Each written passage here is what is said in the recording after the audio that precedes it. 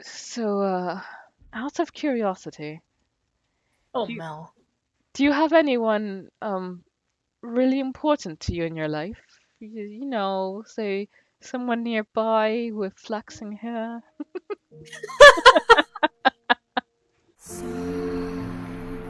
난 소식을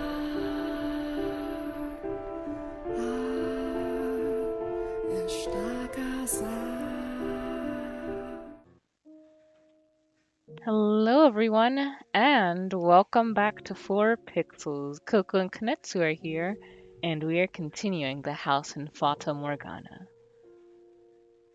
Getting Mel's story. Yeah, alrighty. While I had been given some money, my supply was far from infinite. I knew I would eventually have to find some kind of work, some way to support myself and Nellie. But to be quite honest, I couldn't gather the motivation to do much of anything. My whole life had changed so abruptly, so dramatically, that my mind just wasn't able to keep up. It had knocked me on my backside, and I didn't have the strength to get back up. I couldn't tell Nellie that, of course, so this is what I said instead. I'm staying home because I wanted to be with you as much as possible. And she happily took me at my word. Our new life together was quiet and unremarkable. Even so, it was still a constant stream of new experiences for the two of us, having been pampered our entire lives.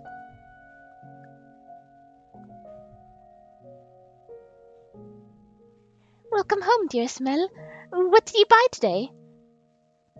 I got a chicken. Wow, I've never seen one up close before. Are we going to keep it as a pet? I was planning on using it for supper. Well, you're going to cook it? That's the idea. You like chicken, though, don't you? Steamed especially, if I remember right. Yes, but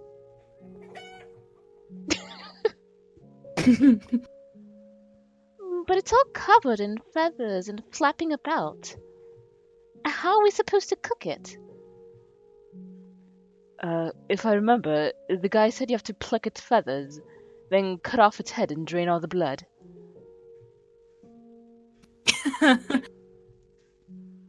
Ew! No way! Absolutely not! Not in a million years! You can do it, Mell. What? I've never done this before. Well, I'm not, so you do it. Alright, alright. I'll bring it to the... Not inside. Do it outside. Okay.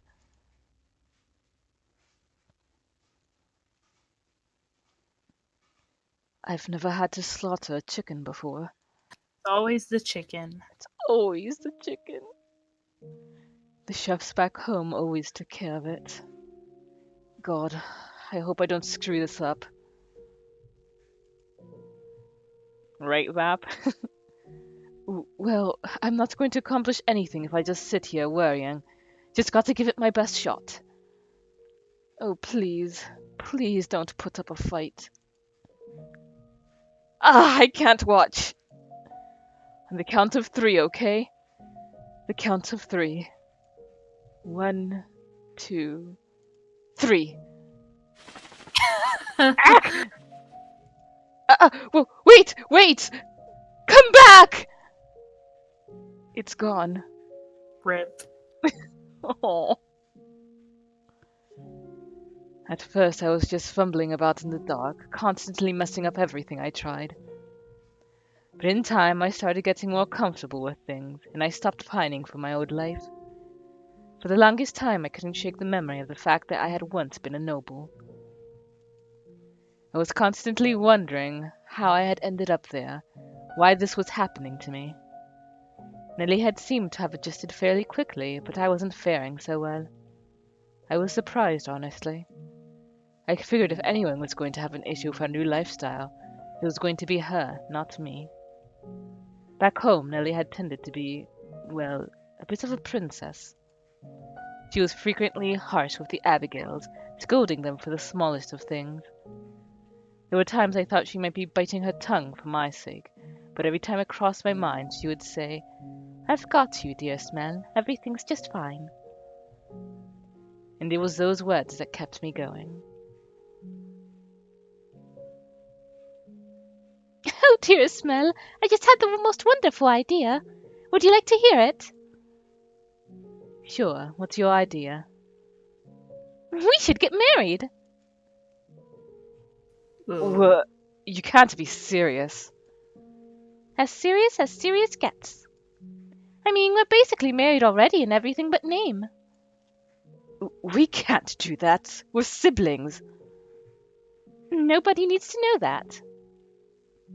They can guess from our hair and eye color, though. I don't think we look that much alike. Anyway, whatever gave you that idea? If we get married, then we can be together forever. We can do that just as well as brother and sister. It's not the same, though. No one ever says two siblings lived happily ever after. They should. I want to be with you for the rest of my life, dearest Mell. And the best way to do that is to get married. But Nellie, What are you so hesitant for? Is there someone you pine for? no, but Then there's no problem. we're blood-related siblings. Does she realize that getting married means eventually having children and everything that leads up to that? That goes against the teachings of the Lord. No, she's just a kid chasing after a fairy tale ending. She doesn't understand the reality of what she's saying. Sometimes I'm not sure what to do with you, Nellie. So you'll marry me? But right now, I know you need God's word. Starting tonight, you're getting your own private ceremony every night, understand? Blech.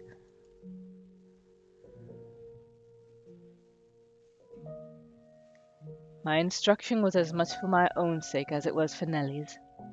I'm not going to lie. The thought did cross my mind that her proposition might not be so bad. For one, I couldn't imagine spending the rest of my life with anyone else, and it had been her smile that had kept me going when things got difficult. But I knew that it was a sin, and I didn't think I would be able to live with myself if I crossed that line. So night after night I taught her, reminded her that we were brother and sister, and that we didn't have to be anything more for her to be the most important person in the world to me. And after about our third month away from home, that life began crumbling. Nellie woke up one day with a high fever that refused to break. At first I thought it was just a cold and that she'd be over it soon enough. But as much as I tried to convince myself, "Oh, she'll be better tomorrow," she just kept getting worse, until eventually she couldn't even get out of bed. She had visibly lost weight, and I had never heard her voice so weak and lethargic before.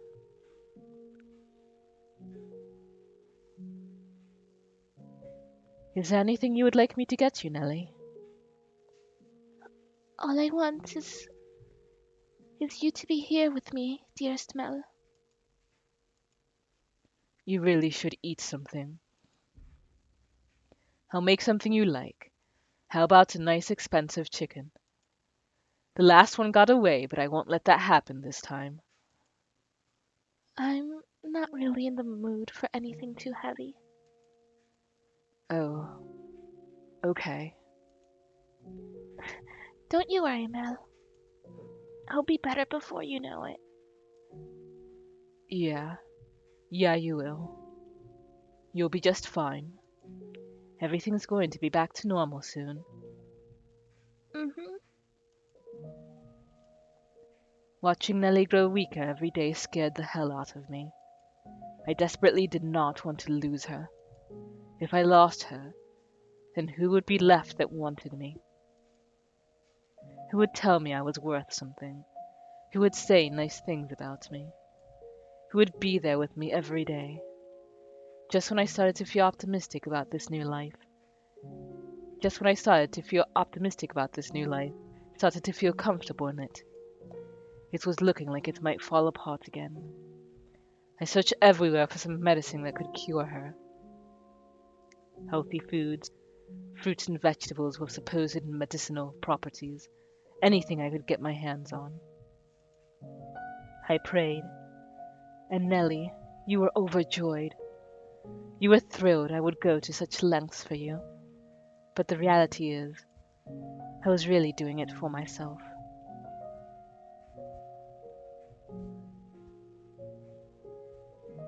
But as much as I searched, I couldn't find anything that worked, and I started to panic. I would go to bed at night, afraid I'd wake up the next morning, and Nellie wouldn't.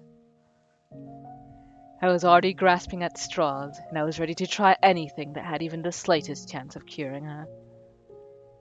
And then one day I heard whispers. Whispers of a witch who lived by the lake. They said she was a recluse, that she hardly ever left her house, and that she hadn't been down to the city in years.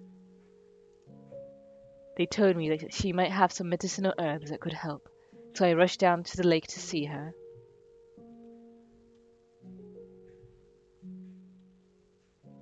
Sitting by the shore was a small cottage, even less luxurious than where Nellie and I were living at the time. Seeing the thin trails of smoke rising from the chimney, I was convinced the rumors were true. A witch lived in that house. I wasn't sure what to expect. Being a recluse, I figured she wasn't going to be very sociable, at least. To tell you the truth, I was kind of scared to knock on her door. But I had exhausted all my other options, so I clenched my teeth and gave the door 2 firm raps.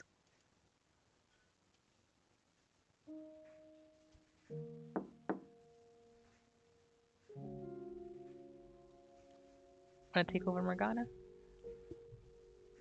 Sure. Oh, she's behind the door, huh? Mm-hmm. Who's there? The sound of her voice caught me off guard, and all I could do was stare at the door with a knot in my throat. Based on the information I had, I assumed I was going to find a wrinkly old woman. But that was the voice of a young girl. And even though she'd only said 2 words, there was something indescribably enchanting about that voice. I could listen to her talk for hours on end in some kind of strange hypnotic trance. It was almost like magic, for lack of a better word. I stood there dumbfounded, like my soul had been sucked from my body.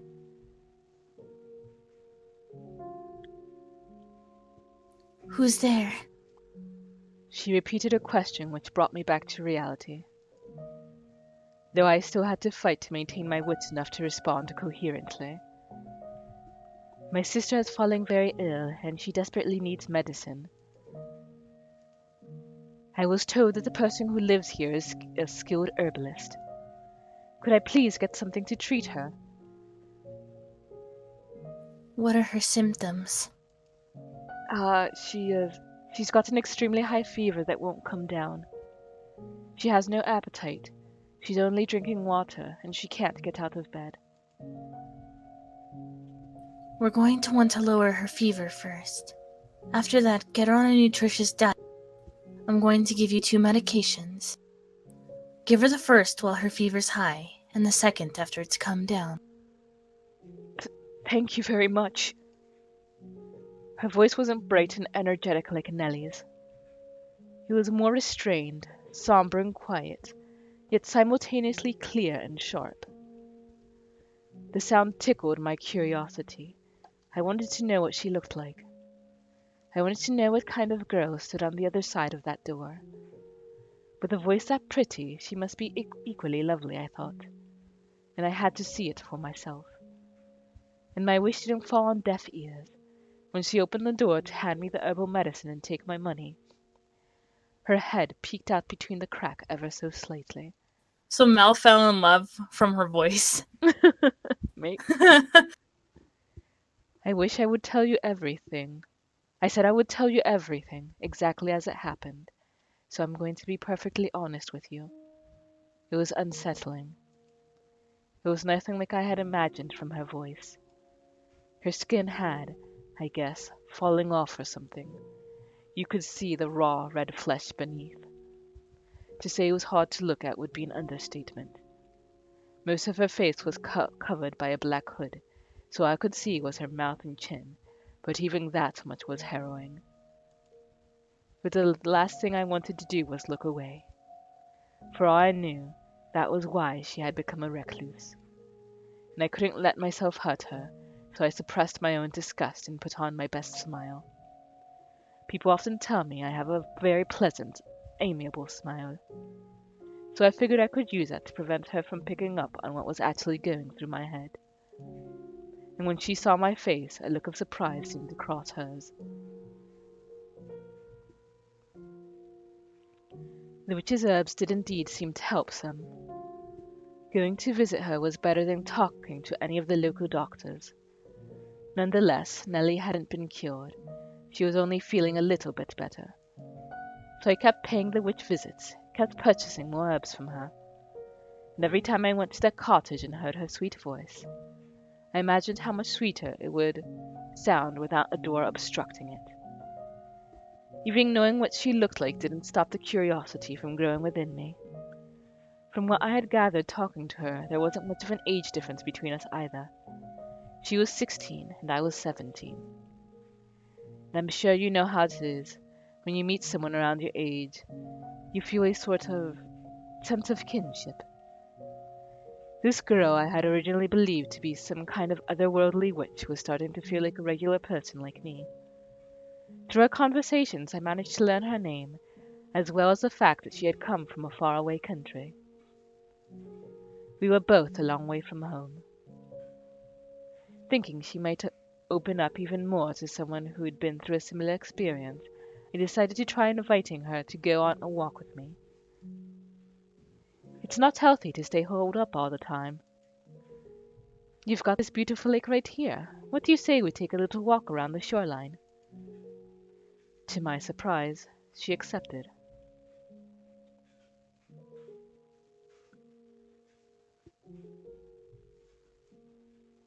Man, I love her sprites. Me too. Great weather, isn't it? I love the way the sun reflects off the surface of the lake. It's gorgeous. Are you okay? I'm in disbelief, to tell you the truth. Huh? What for? You've seen my face. You know how hideous I am, and still you invited me on a walk. You're a very peculiar person. Is it really that strange? I mean, we're almost the same age, so I figured we might make pretty good friends. You want to make friends? With me? Well, sure. We've been through a lot of the same things, so we can understand each other better than most. Understand each other? Yeah, we're both young, but we've been through some rough times. I'm going to be blunt with you.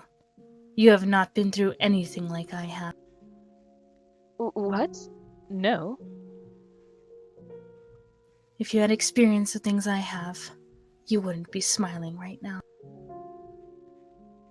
I haven't known you long, but I don't need to. I don't need to have in order to know how unequivocally dissimilar we are. That we were cut from a very different cloth. Well, yeah, we're people. Mel. Oh, Mel. honey. We're not made of cloth, so... That's not what that means, you know. Oh. Oh. Oh, Mel. He'll never know how to talk to girls. Relatable. I'm sorry. I didn't mean to be so harsh. In fact, I would say you're much better off not being in my position. It sounds like you've been through a lot. If you don't mind my asking, what happened to you? I'd be happy to lend an ear. It might make you feel better to get it off your chest. And that is what's so different about us. Worm says, hey, Michelle does have something in common with Mel after all. Uh-huh. I will not tell you about myself, no. That said, I do appreciate the concern. Thank you. Sure, you're welcome. She's not very open with people, huh?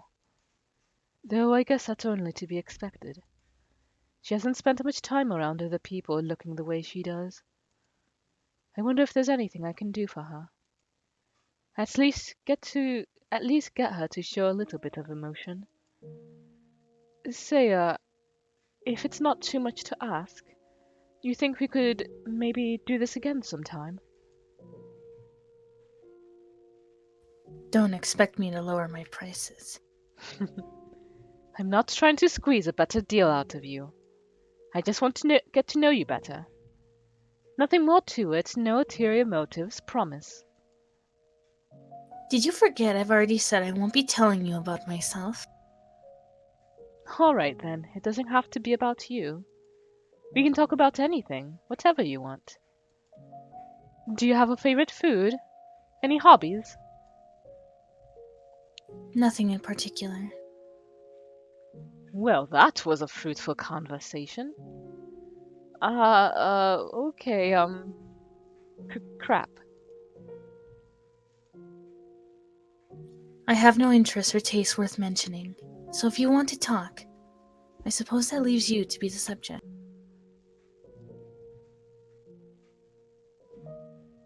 Me?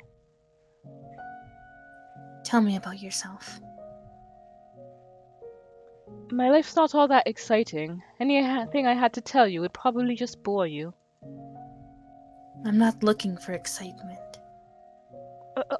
Okay. Well, alright then. I guess I can tell you about myself.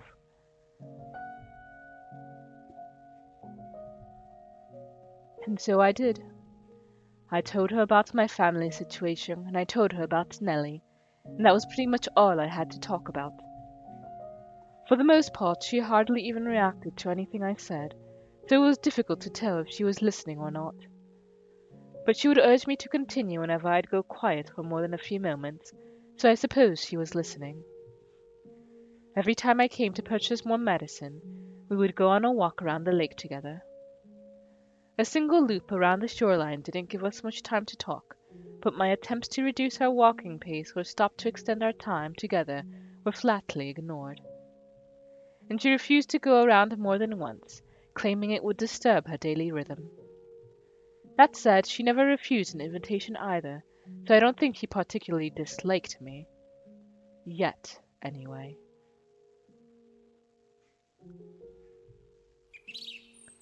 Oh, a robin! What does a robin have to do with your sister? Nothing, I just saw one over there. If you listen, you can hear it singing. They migrate somewhere warmer when it gets cold. They just fly off to someplace more comfortable. If I had wings like a bird, maybe I could be free too. There's not a single creature living in this world that is free.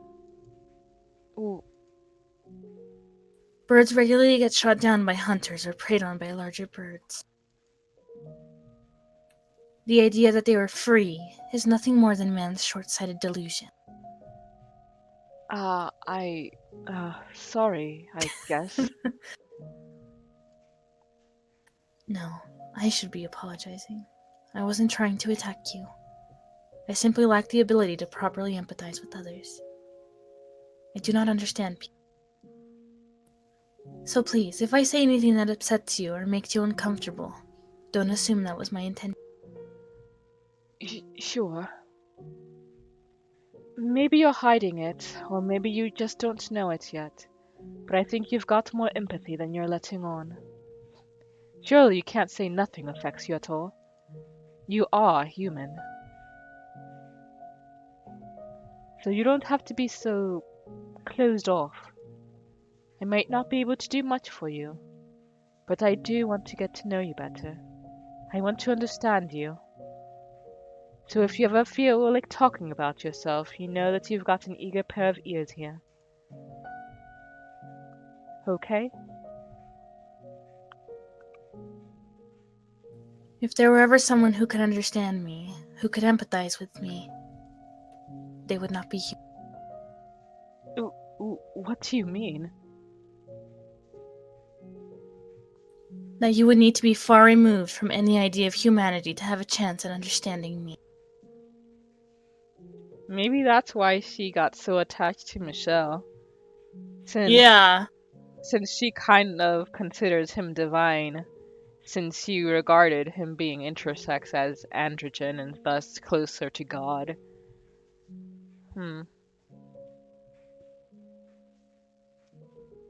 Regardless, I do appreciate your kind words.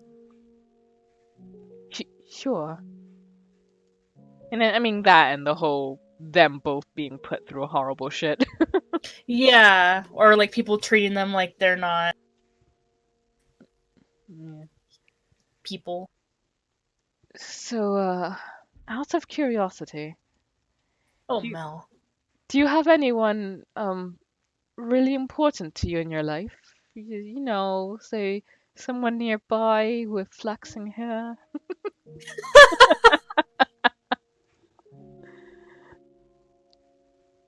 Not at the moment. Does that mean you used to? I'd love to hear about them if you don't mind. They're all long dead.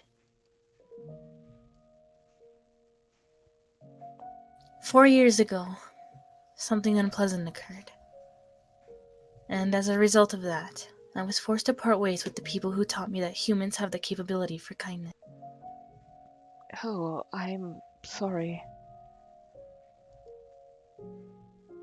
Well then, if your sister's condition worsens again, come see me. Farewell.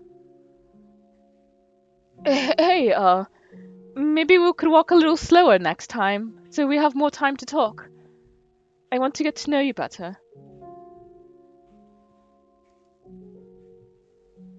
I'll consider it. Does it really require that much thought? So long. Bye. See you soon.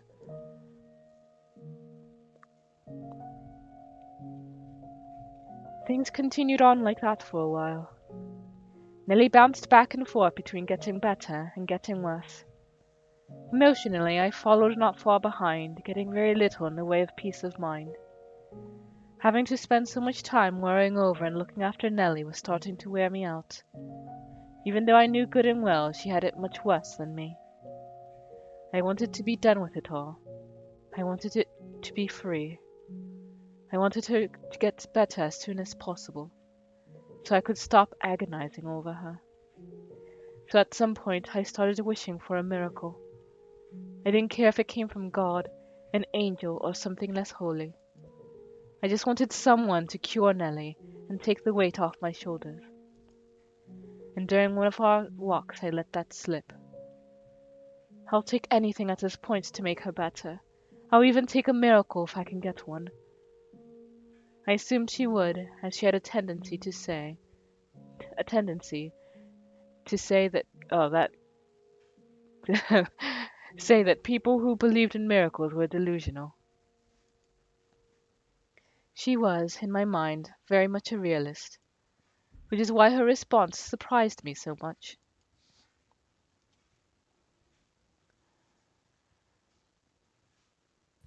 Do you sincerely wish for a miracle? What? Do you truly want a miracle, no matter what form it may take? Well, yeah. I've tried everything else. God is all I can ask for help anymore. I know what you're going to say. There's no such thing as miracles. If there were, Nellie would already be better. I've prayed every single night for her recovery. It's all just a delusion. I know.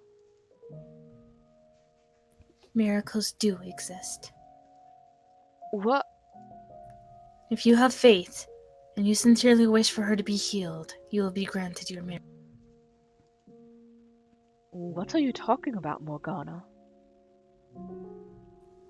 You said many times that you wish to know more about me.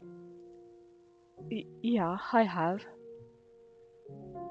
Well, I'll grant you that wish. As you listen to my story, you will come to understand why I said you will never be able to empathize with me. And as you do, hope will sprout up within you.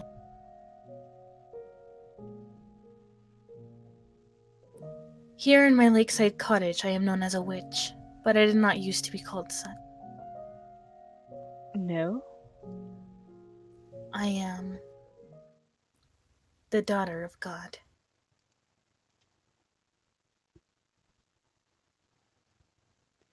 Most people would dismiss such a claim as madness, and I almost did exactly that. But there was something strangely enchanting about her voice, and I found myself slowly drawn into her tale, listening intently to her every word. The more I heard, the harder it was to believe she was lying, and before long I was convinced she was the daughter of God. Yeah. Besides, I've got the best butt in town. So just like The aliens agree. get off, step off with your lame self. Then what did you say? 'Cause I know you weren't talking about tearing down the door to the headmaster's room. Hinga! Anime noises! Enemy noise! Knocking down your headmaster's door? What kind of war on education are you trying to start here? That's my room, you know. It is now, anyway. And you're thinking of busting it down? Mm. Yeah. Sure. You seriously don't want to piss me off. You have any idea how much bacteria lives on a single bear claw? Not as much as in a human mouth, I'm sure.